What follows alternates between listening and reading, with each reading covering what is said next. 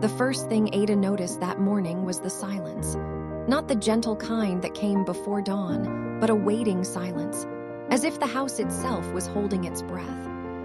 She sat on the edge of her bed, robe tied loosely, eyes fixed on the small wooden table across the room. On it lay a single white envelope. Her name, Ajora Emanuel, was written in Daniel's handwriting, careful, firm, and painfully familiar. He had left before dawn, before she woke up. And that letter was all that remained. For 5 years, Daniel had been her everything, her laughter, her fights, her prayers, her pause. They had met at a youth leadership seminar in Abuja, both volunteers running logistics under the same chaotic sun. Daniel had been the calm to her fire, the reason behind her risk. But something had shifted between them these last 3 months, something she couldn't name. She wanted to open the letter, but she couldn't. Not yet. She made tea first, because tea made everything slower, and slow was all she could manage now. The clock read 6:42 a.m. Ada's phone buzzed, Nene calling. She stared at it, debating. Then she picked up. "Babe, I just saw your text. You said Daniel left. Left to where?" Ada exhaled, voice small. "He didn't say, just left a letter." There was a pause, then Nene's tone softened. "You want me to come over?" "No," Ada said quickly. "No, I'm fine." She was. She carried her tea to the balcony and sat down, watching the street below come alive.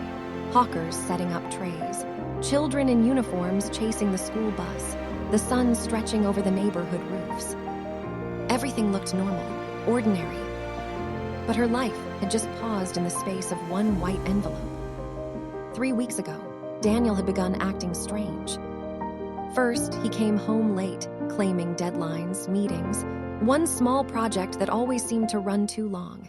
Then he stopped eating dinner with her. Then he stopped talking altogether.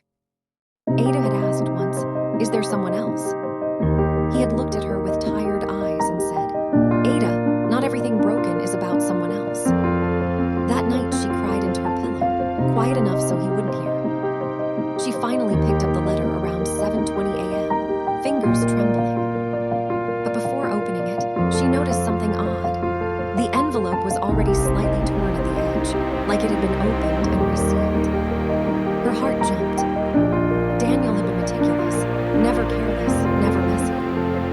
If it was torn, it meant someone else had touched it, or he had changed his mind while writing it. She slipped a finger under the seal and pulled. The paper inside was thick, folded once. It read, "Ada, by the time you read this, I'll be on the road. I don't know where I'm going yet, and that's the truth. Maybe I'll drive until I find the silence I've been avoiding. You didn't do anything wrong. You were everything right, and that's what scares me. I need to find what's left of me before I lose all of it trying to keep us afloat. There's something I should have told you long ago. You'll find it in the small blue notebook in my drawer. Don't hate me. Daniel." Ada dropped the paper. Her breath caught. The small blue notebook. She was up before she knew it, walking quickly toward his side of the wardrobe. The drawer was half open, almost like he wanted her to find it. Inside, under his old wristwatch, was the notebook, frayed edges, leather cover, faint smell of aftershave. She held it against her chest before opening it. The first few pages were scribbles, random Bible verses, reminders, grocery lists. Then her name began to appear. At first, in short lines, Ada smiled to death. "Ada hates over soup, but ate it anyway because I cooked it. Ada will be an incredible mother." She blinked back tears. Then, about 10 pages in, the tone changed. "I don't know how to tell her that I'm sick. The doctor said it's not good, but I can't let her see me like that, losing weight, losing memory, losing time. She deserves laughter, not hospitals." Ada's knees gave way. She slid to the floor, the notebook trembling in her hands. He was sick, and he left because of that. She turned another page. "They said I might have 6 months, maybe less. I can't let her carry that burden again, not after her father. She'll break trying to save me." Ada pressed her hand over her mouth, trying not to scream. Her father had died of a brain tumor 6 years ago. She had watched him fade day by day until he forgot her name. She had promised herself she'd never live through that kind of loss again. And Daniel, the man who had sat by her side through that darkness, had chosen to leave quietly so she wouldn't have to watch him fade too. She couldn't breathe. The phone rang again. This time she ignored it. She was already packing. She didn't know where he went, but Daniel loved the sea, always said the ocean made his thoughts less noisy. He'd taken her once to a quiet beach in Ibino, where they had promised to return after their wedding. She threw a few clothes into a bag, grabbed her car keys, and left.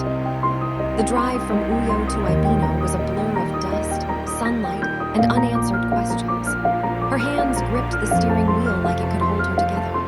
The farther she went, the heavier the air felt.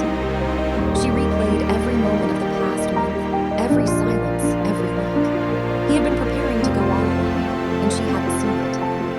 When she finally reached the beach, it was almost noon. The air was thick with salt and wind, and the waves crashed like the heartbeat of something ancient. She walked down the stretch of sand, scanning every figure, every face. No sign of him. Then, near the rocks at the far end, she saw a familiar shirt, pale blue, flapping against the wind. Her heart leaped. "Daniel," she shouted. The figure turned. It was him. He looked thinner, darker, and his beard had grown. But his eyes, those calm, steady eyes, were the same. For a moment, neither of them moved. The sound of waves filled the space between them. Finally, Ada walked closer. "You were going to die alone, weren't you?" Daniel's jaw tightened. "Ada, you thought disappearing would protect me. You thought watching you die would break me more than losing you without goodbye." He looked away. "I couldn't put you through that again." Tears filled her eyes. "You already did." The wind howled, carrying the ache in their silence. He sat on the rock, exhausted. "I didn't know how to tell you. The headaches came first, then the dizziness. The doctors said it's the same thing your father had. I didn't want that memory for you again." Ada knelt beside him, shaking. "You don't get to decide which memories I can handle." He said nothing. The waves spoke for him, crashing, relentless, unstoppable. They sat there for a long time, no words, just the rhythm of the sea between them.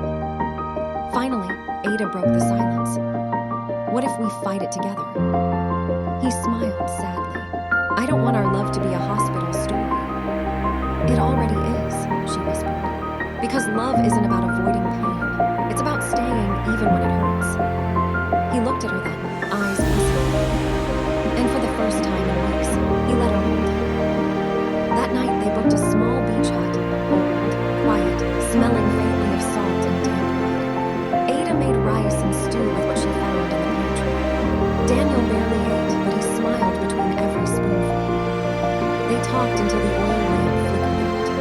Talked about the first time they met, about the plans they still wanted to finish, the orphanage proposal, the trip to Calabar, the wedding that never happened. At some point, Ada asked softly, "How long did they say?" He hesitated. 6 months, maybe less. She nodded, eyes burning. "Then we live it every day." He reached for her hand. "You don't have to." "I do," she said. "Because love is not what we feel when it's easy. It's what we choose when it's hard." He smiled faintly. "You sound like me. You taught me." Over the next few weeks, they lived quietly by the sea. Daniel started sketching again, the ocean, the birds, her laughter. Ada wrote in his notebook every night, small memories, moments, smiles. Each morning, the sunrise felt like both a beginning and an ending. And though his health grew weaker, the days felt fuller, filled with the fragile joy of people who knew time was precious. One evening, as the sun sank low and gold across the water, Daniel sat on the sand, his head resting against Ada's shoulder. "I wrote another letter," he said softly. Ada tensed. "Don't." "It's not goodbye," he whispered. "It's just a thank you." She didn't argue. She knew what that meant.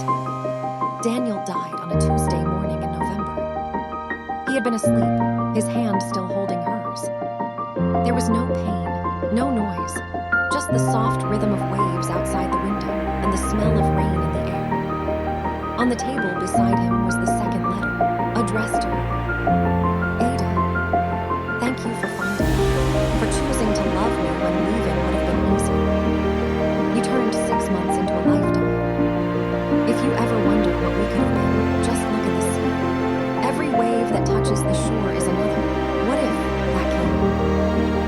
You were my home. Daniel. A year later, Ada stood on the same beach, holding that letter. The wind carried her hair across her face. The sea glimmered beneath the late afternoon sun. And for the first time, she smiled. The kind of smile that lives with loss but not beneath it. In her hand was the same blue notebook, now filled completely. On the last page, she wrote, "He didn't leave to escape me. He left to find peace.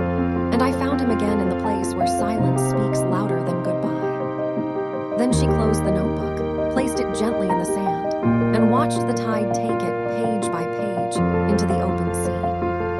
And in that moment, Ada finally understood